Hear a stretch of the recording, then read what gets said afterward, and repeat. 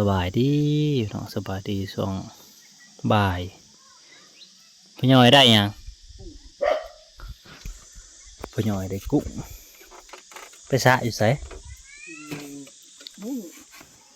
ไก่โอ้เราเขาปะคอมันคือตายสะหักคอ หมดแล้วเขาใช้ทุกอย่างเอาไก่ อืมเปิดเถอะมาขายบ่ คอ เอามาคอ คอ เอามาคอมีปลาดุกปลาคอได้จะให้มันตายปลาดุกปลาคอโอ้ย ใช้ทุกอย่างมันตาเกะตาย คอเท่าไรบ่เนี่ย เนี่ยเต้เลย เหลือเตะเลย เอาตรงกับผู้ปลาเขาไอ้หินเขา ไปใส่อยู่ใส่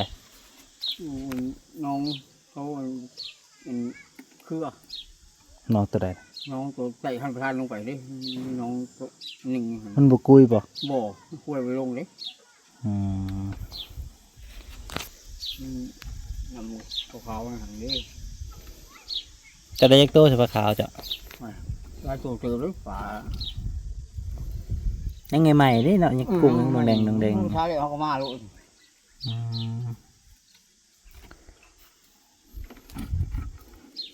กุ้งทั้งรุ่มมันขี่ออกไปไรดินี่ซึ่งนี่ขี่นะ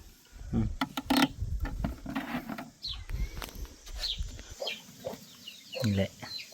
กุ้งเขาเลือกมันก็งามอยู่กุ้งก็ได้เนาะเอามาขายก็สิซื้อซอยอยู่นั่นแหละก็เลยเอาแต่ก็เราก็บ่ได้ว่าราคาหรอกถ้ามันเรียกให้แล้วเอาให้กินน้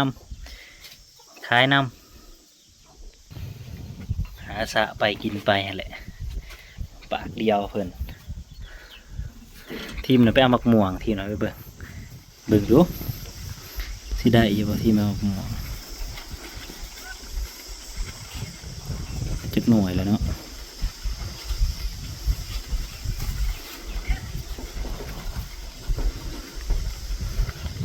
ได้แล้วมาแล้ว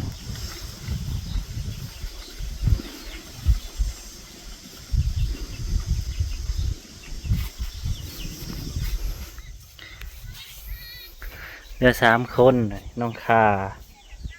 แล้วก็นัดเนยนัดซ่ามาเล่นน้ำกัน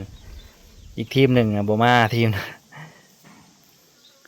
บูถือกันและเล็กน้อยมันหายกันผิดกันตามปกติของเด็กน้อยแหละเดี๋ยวเกิดมาหากันคือเก่าบูถือใจก็หายกันแน่เหลือ3 คนหมดนี่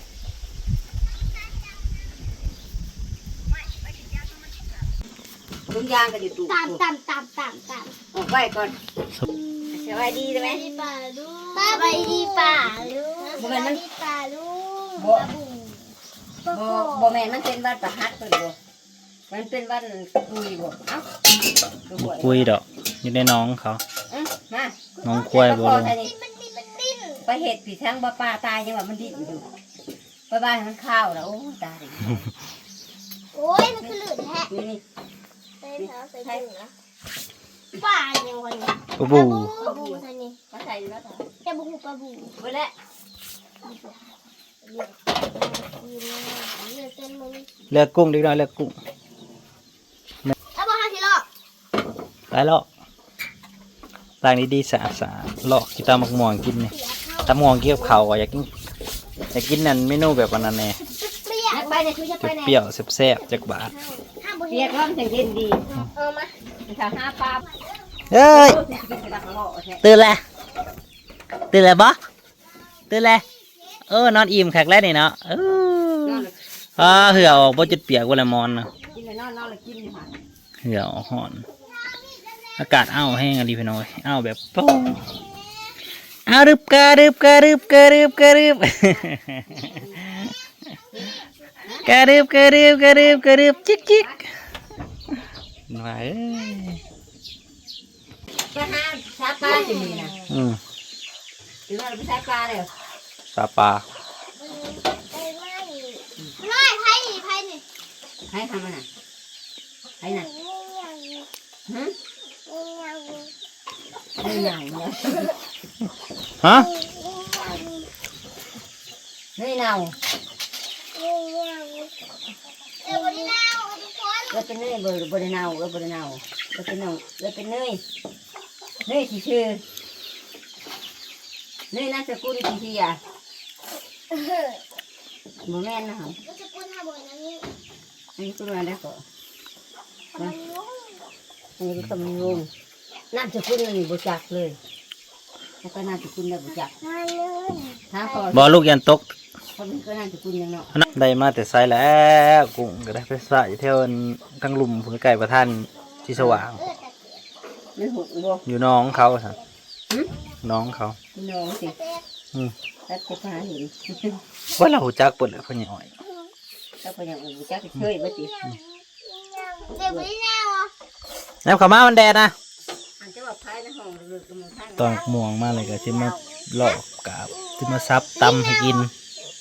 ลิงใส่ลิง กินเขาวเที่ยง ลิงใส่ ตำมักม่วงแซ่บๆจักบาท ลิงดูเพื่อน พ่อใหญ่อ้อยคนหาเสากินเสาเราสุภาพคนหาเสากินค่ำกินเที่ยงพ่อใหญ่อ้อยคนหาเสากินเสา มาหน่อยเอ้ยเปียก บุเรน่าลูกบุเรน่า แรงกินแรงขาแรง เอาไว้ อืม กูอยากมาเป็นไหน มาจับลูกม่วงๆหน่อยมันสิคัน สิคันสิคันป้าหยักหยักหยักย่ำเดินหยักมาแล้วจาน กุ้งก็ได้ปลาก็ได้ดอก จานอย่าไป นั่ อย่าไปหาโต๊ะเลย เด็ นะ กผัวกิน ตะปูงอกกิน ใส่หยัง ปูชนเขา มันพาแกใส่ ที่ระเบียบดี ใส่ต้นมะกล้วยใส่ต้นมะฮงใส่เนย เฮ้ยยังลูก มีกี่อะไร ฮะ กี่อะไร ยังเนยยังว่าใหม่อยู่ มียัง บอกสิเอื้อย มาไก่มาไก่ หายังบอกว่าอย่าตกหรอกเนยกินมาไหล ได้กินอะไรเหรอให้บอกใครว่าจัก เราจะไปเที่ยวอะไรไว้ก่อนเติมทำอะไรไว้ ไอ้หน่อยละเนย ตีด้วย พอแล้วที่หน่อยกินบัวเบิดอ่ะ แล้วกินเบิร์ดเหมือนให้กินเบิร์ด โอ้ย มันเบิดเด้อบัวเบิดแหละจะแขนคอชุมเจ้า ว้ายโอ้ยทำอะไรหน่อยเลยโอ้ยไม่ โอ้ไม่บุมีโอ้ไม่บุมี มีโอเดียวนั่นแหละ โอ้ยคือระเบิดจุดด อืม ำระเบิดจุดด จ้าก็ว่าป้าไปที่มันโดดโผล่โผล่โผล่ ำฮะระเบิดจุดดำโอ้บดจุดดำ อืม โอ้บดจุดดำเลยเอาบดจุดด โอ้ไปถึงไห้แล้วโอ้ไปถึงน้ำ กุ้งทาหน่อยเอ้ย ำจับมันจะไม่ จับมานี่เพื่อนนอนอีกจะที่ อืม โอ้ยอย่าบ้าข้าวเอ้ยพยาธิ มันจะข้าวลูกข้าวลูกมันข้าวรอมันข้าวได้รถไปตัดผมสาวนี่ก็ได้รถมาคันนึงนี่โอ้นี่ก็70-80 บาทเลย60-70 บาทไปใช้กับบุไรมันห่อนพี่น้องโอ้ยห่อนแท้ห่อนว่าห่อนเรียรอ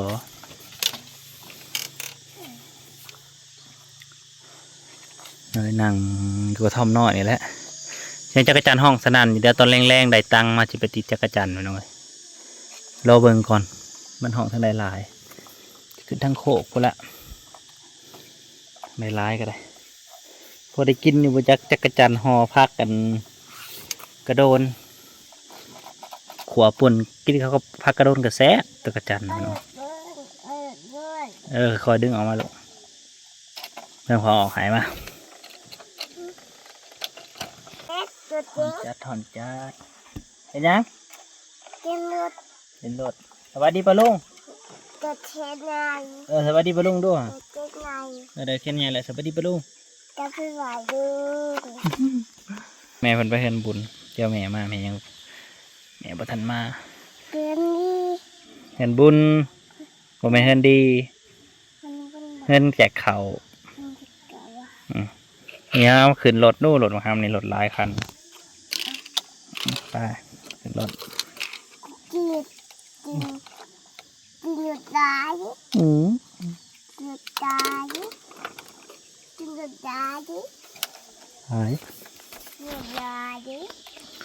หยุดยา เข้ามาเดือนนี้ก็หอนมาหลายมื้ออะไรพี่น้องเอ้ยหลังจากหนาวช่วงนะแล้วก็หอนมาแล้วก็รอเบิ่งว่ามันสิหอนไปหอดใส่ ก็ยังยัง จะได้ก็ขอบคุณเบิดสุขุทุกคนที่ติดตามรับชมเนาะมื้อนี้แต่ละมื้อก็มันหอนก็บ่ค่อยได้ไปไสเดี๋ยวมาแรงถาเบิ่งสิไปติดจักรจันทร์ให้เบิ่งเนาะรอเบิ่งพี่น้องติดตามพอกันใหม่เด้อสบายดี ย